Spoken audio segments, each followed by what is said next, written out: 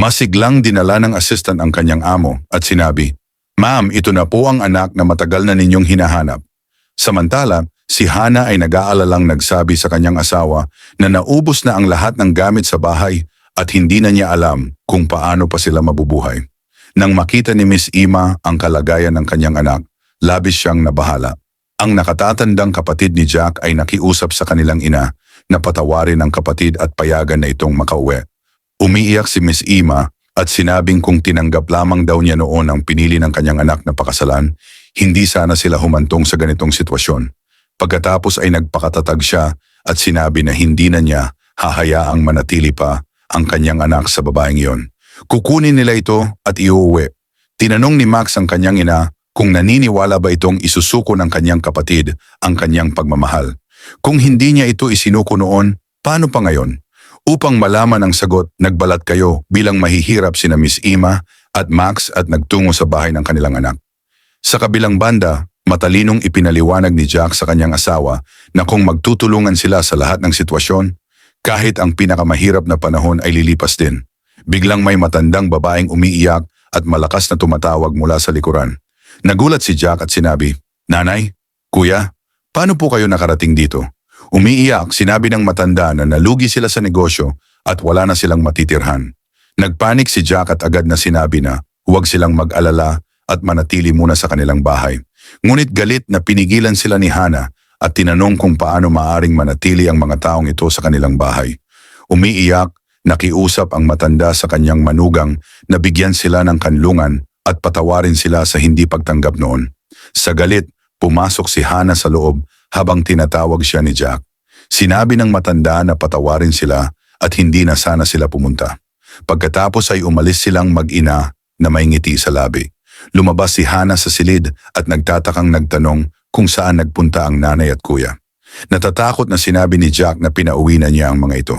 Mabilis na tumakbo si Hana, inabutan sila at malakas na tumawag, "Nanay! Nanay! Sandali po!" Nagtanong ang matanda kung talagang tinawag niya itong ina at kung tunay ba niya itong itinuturing na kanyang ina. Ngumiti si Hana at tumango. Nahihiyang nagtanong ang matanda kung tunay ba siyang pinatawad mula sa puso. Ngumiti si Hana at sinabi, "Ang mga magulang ay hindi kailanman nag-iisip ng masama para sa kanilang mga anak. Kung pinigilan ninyo noon si Jack at hindi ninyo kami tinanggap, iyon ay dahil iniisip ninyo ang ikabubuti niya. Wala pong dapat ipag-sorry. Hindi po ako galit. Ang pagkakaroon ng matatanda sa bahay ay isang pagpapala. Walang mas dakilang pagpapala kaysa sa isang ina." Ibinigay niya ang isang mahalagang palawit at sinabi na alaala iyon ng kanyang ina. Maaari nila itong ipagbili at ipuhunan sa negosyo. Nagulat si Jack at sinabing mas mahalaga pa iyon sa kanyang buhay.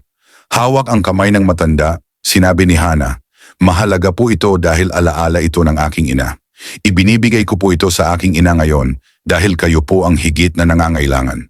Umiiyak, sinabi ng matanda na napakabuti ni Hana at inamin niyang mali ang kanyang paniniwala na ang mga tao sa probinsya ay hindi marunong magpahalaga ng relasyon.